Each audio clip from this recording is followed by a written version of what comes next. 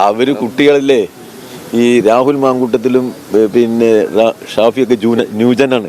New gen കോൺഗ്രസ്സുകാരവര്. അപ്പം new gen കോൺഗ്രസ്സുകാരാകുമ്പോൾ അവർക്കൊരു ആവേശമൊക്കെ ഉണ്ടാവും. ഞാൻ അതിനങ്ങനെ കാണുള്ളൂ. അതിനൊന്നും ഇപ്പോൾ നമ്മൾ വിമർശിക്കണ്ട. അവർ നമ്മളെ പുതിയ തലമുറയിലെ കോൺഗ്രസ്സുകാരല്ലേ. അവരിപ്പോൾ ഒരു ഉദ്യോഗസ്ഥനൊന്ന് വന്നു, അപ്പോൾ അവർ ലേശം ഒന്ന് അവർക്ക് അങ്ങനെ തോന്നി, അവർ പ്രതിപ്രവർത്തിച്ചു. അതൊന്നും രാഷ്ട്രീയമായിട്ട് ഞാൻ എടുക്കണില്ല. അതിനൊരു രാഷ്ട്രീയ ലാഭം നമുക്ക് വേണം, എന്നിട്ട് അതിനു വേണ്ടി ആ നിലപാടേ എനിക്കില്ല. അതൊക്കെ ചെറുപ്പക്കാരായ നമ്മൾ കോൺഗ്രസ് MP-മാരാണ്, MLA-മാരാണ്, ജനപ്രതിനിധികളാണ്. അവർക്കൊരു ഊർജ്ജസ്വരത കൂടുമല്ലോ. അപ്പോൾ സ്വാഭാവികമായിട്ടും ഉദ്യോഗസ്ഥന്മാർ സംസാരിച്ചു. അവർക്ക് ചിലപ്പോൾ അവരുടെ ഒരു പ്രായത്തിൻ്റെ ഇതുണ്ടാവും. അത് പ്രായത്തിൻ്റെ അപക്വതയായിട്ട് കണ്ടാൽ മതി. അതിപ്പോൾ ഈ ഔദ്യോഗികമായിട്ട് ഈ തെരഞ്ഞെടുപ്പ് കമ്മീഷൻ ഇവിടെ പരിശോധന നടത്തിക്കൊണ്ടിരിക്കുന്നത്. അതെല്ലാ തെരഞ്ഞെടുപ്പിലും സാധാരണ അവർ നടത്തുന്ന ഒരു കാര്യമാണ്. തെരഞ്ഞെടുപ്പിൻ്റെ ഒബ്സർവർമാർ വരും, തെരഞ്ഞെടുപ്പ് കമ്മീഷൻ്റെ അനുബന്ധ ഉദ്യോഗസ്ഥന്മാർ വരും, അവർ വാഹന പരിശോധനകൾ നടത്തും. ഇത് സാധാരണയായിട്ട് ഇപ്പോൾ കഴിഞ്ഞ കുറച്ചു കാലമായിട്ട് നമ്മളെല്ലാ തെരഞ്ഞെടുപ്പിലും നടക്കുന്ന ഒരു കാര്യമാണ്. നിയമവിധേയ പൗരന്മാരെന്ന നിലയ്ക്ക് നമ്മൾ ആരുടെ വണ്ടി അവർ പരിശോധിക്കാമെന്ന് ആവശ്യപ്പെട്ടാലും നമ്മളത് വണ്ടി നിർത്തി അവർക്ക് പരിശോധിക്കാനുള്ള അവസരം നൽകുകയും ചെയ്യും. അപ്പോൾ അതിന് നമ്മളെ അപമാനിക്കലാണെന്നോ പിന്നെന്താ വാക്ക് പ്രയോഗിച്ച് അവഹേളിക്കലാണോ എന്ന് നമ്മൾ കരുതേണ്ട കാര്യമില്ല സാധാരണഗതിയിൽ. പിന്നെ എൻ്റെ ഒക്കെ തെരഞ്ഞാൽ ഞാൻ അവഹേളിക്കപ്പെട്ടതായിട്ട് എനിക്ക് തോന്നൂല.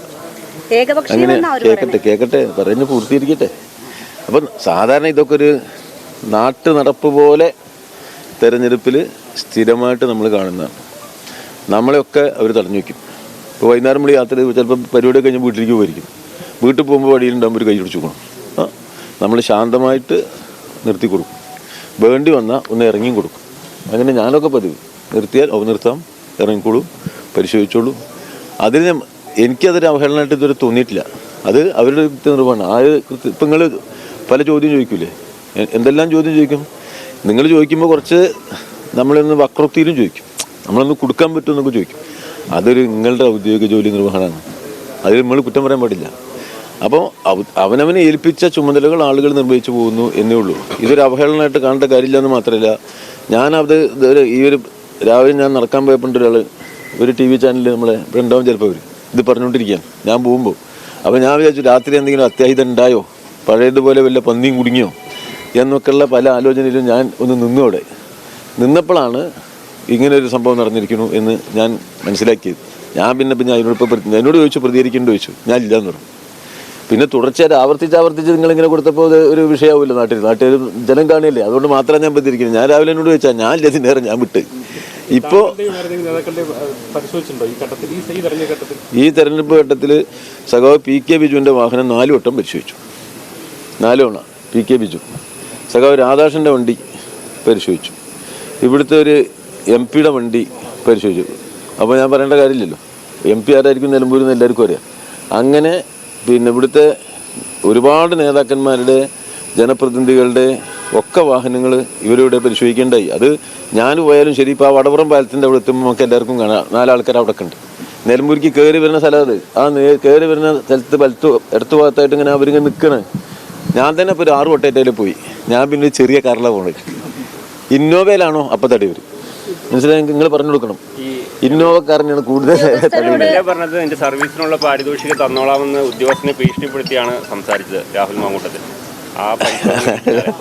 അവര് കുട്ടികളില്ലേ ഈ രാഹുൽ മാങ്കൂട്ടത്തിലും പിന്നെ ഷാഫിയൊക്കെ ന്യൂജനാണ്. ന്യൂജൻ കോൺഗ്രസ്സുകാരവർ. അപ്പം ന്യൂജൻ കോൺഗ്രസ്സുകാരാകുമ്പോൾ അവർക്കൊരു ആവേശമൊക്കെ ഉണ്ടാവും. ഞാൻ അതിനങ്ങനെ കാണുള്ളൂ. അതിനൊന്നും ഇപ്പോൾ നമ്മൾ വിമർശിക്കണ്ട. അവർ നമ്മളെ പുതിയ തലമുറയിലെ കോൺഗ്രസ്സുകാരല്ലേ.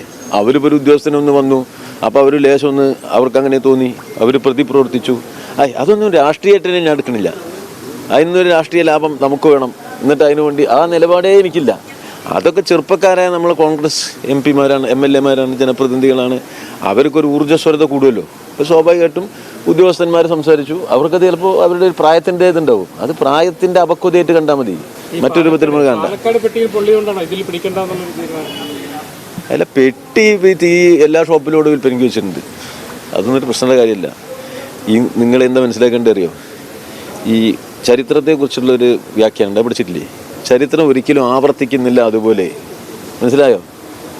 ഒരിക്കലത് നല്ല ആഹ്ലാദപരമായിട്ടാണ് ആവർത്തിക്കുന്നതെങ്കിൽ അതിൻ്റെ അടുത്ത ആവർത്തനം ദുരന്തമായിരിക്കുമെന്ന് പറഞ്ഞാരാ?